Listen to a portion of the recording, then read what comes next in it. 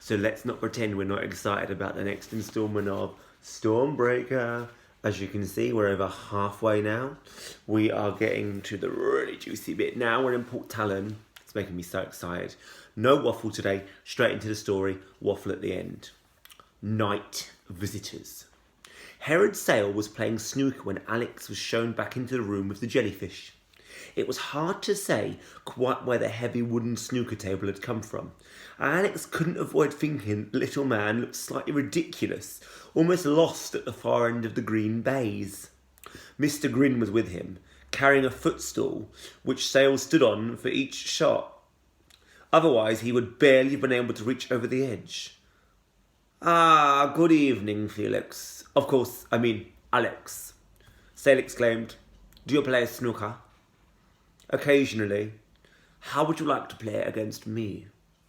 There are only 2 reds left, then the colours. But I'm willing to bet that you don't manage to score a single point." "How much?" I love Alex. "Ha ha," Sal laughed. "Suppose I was to bet you £10 a point." "As much as that?" Alex looked surprised. "To a man like myself, £10 is nothing. Nothing. Why, I could quite happily bet you £100 a point." "Then why don't you?" The words were softly spoken, but they were still a direct challenge. Sale gazed thoughtfully at Alex. "Very well," he said, £100 a point. Why not? I like a gamble. My father was a gambling man." "I thought he was a hairdresser." "Who told you that?" "Uh-oh, Alex." Silently, Alex cursed himself. Why was he never more careful when he was with this man? "I read it in a paper," he said. "My dad got me some stuff to read about you when I won the competition." Another good save, but it's getting dodgy. £100 a point then, but don't expect to get rich." Sale hit the white, sending one of the reds straight into the middle pocket.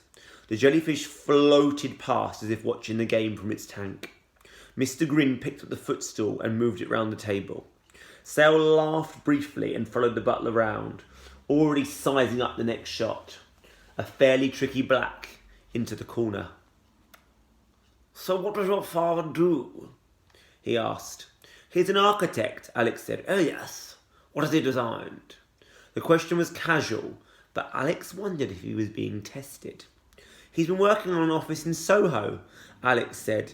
"Before that, he did an art gallery in Aberdeen." "Yes." Sale climbed onto the footstool and aimed.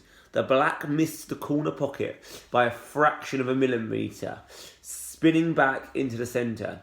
Sale frowned. "That was your bloody fault." He snapped at Mr. Grin. "Rogue." "Your shadow was on the table. Never mind." He turned to Alex. "You've been unlucky. None of the balls will go in. You won't make any money this time." Alex pulled a cue out of the rack and glanced at the table. Sale was right. The last red was too close to the cushion. But in snooker there are other ways to win points, as Alex knew only too well. It was one of the many games he had played with Ian Ryder. The two of them had even belonged to a club in Chelsea, and Alex had represented the junior team. This was something he hadn't mentioned to Sale. He carefully aimed at the red, then hit. Perfect. "Nowhere near." Sale was back at the table before the balls had even stopped rolling. But he'd spoken too soon. He stared as the white ball hit the cushion and rolled behind the pink. He'd been snookered. For about 20 seconds, he measured up the angles, breathing through his nose. "You've had a bit of bloody luck," he said. "You seem to have accidentally snookered me. Now let me see." He concentrated and hit the white, trying to curve it round the pink. But once again, he was out by a millimetre. There was an audible click as it touched the pink. "Foul shot," Alex said. 6 points to me. Does that mean I get £600? "What?" The fowl is worth 6 points to me, at £100 a point. Yes, yes, yes. Saliva flecked Sale's lips. He was staring at the table as if he couldn't believe what had happened. His shot had exposed the red ball. It was an easy shot into the top corner, and Alex took it without hesitating. And another 100 makes 700, he said. He moved down the table, brushing past Mr. Grin. Quickly he judged the angles. Yes! He got a perfect kiss on the black, sending it into the corner with the white spinning back for a good angle on the yellow. £1,400 plus another 200 when he dropped the yellow immediately afterwards. Sale could only watch in disbelief as Alex pocketed the green, the brown, the blue and the pink in that order, and then, down the full length of the table, the black. I make that £4,100, Alex said. He put down the cue. Thank you very much. Sale's face had gone the colour of the last ball. 4,000? I wouldn't have gambled if I'd known you were this bloody good, he said. He went over to the wall and pressed the button. Part of the floor slid back and the entire pool table disappeared into it, carried down by a hydraulic lift. When the floor slid back, there was no sign that it had ever been there. It was a neat trick, the toy of a man with money to burn. But Sale was no longer in the mood for games. He threw his billiard cue over to Mr. Grin, hurling it almost like a javelin. The butler's hand flicked out and caught it. Let's eat, Sale said. The two of them sat opposite ends of a long glass table in the room next door, while Mr. Grin served smoked salmon, then some sort of stew. Alex drank water. Sale, who had cheered up once again, had a glass of vintage red wine. You spent some day with the Stormbreaker today, he asked. Yes. And? It's great, Alex said, and meant it. He still found it hard to believe that this ridiculous man could have created anything so sleek and powerful. So which programs did you use? History, science, maths. It's hard to believe, but I actually enjoyed them.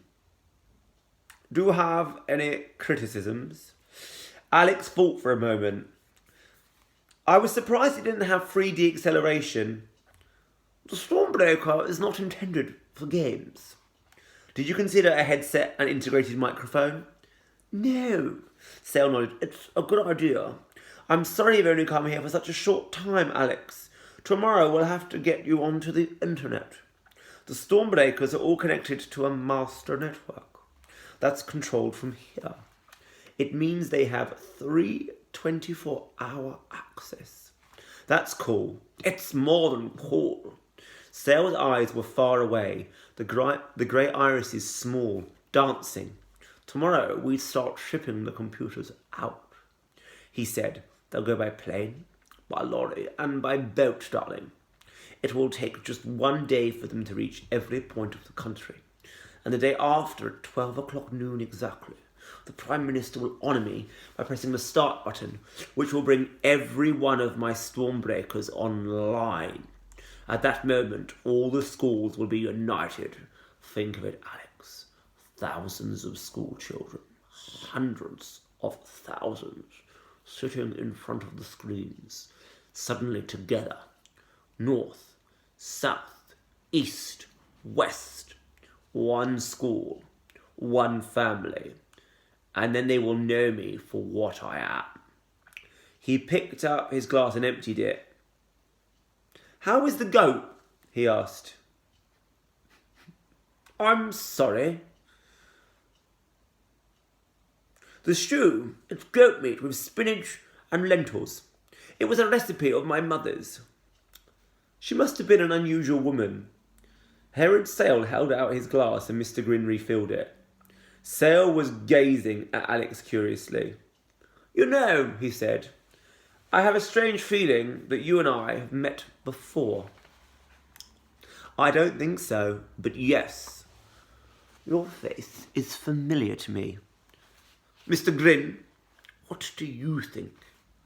The butler stood back with the wine, his dead white head twisted round to look at Alex. Eagle eye, he said. Yes, of course. You're right. Ra? Alex asked. Ian Ryder, the security man I mentioned. You look a lot like him. Quite a coincidence, don't you think? I don't know. I never met him. Alex could feel the danger getting closer. You told me he left suddenly. Yes, he was sent to keep an eye on things. But if you ask me, he was never any bloody good. Spent half his time in the village, in the port, the post office, the library. When he wasn't snooping around here, that is. Of course, that's something else you have in common. I understand Fraulein Voll found you today.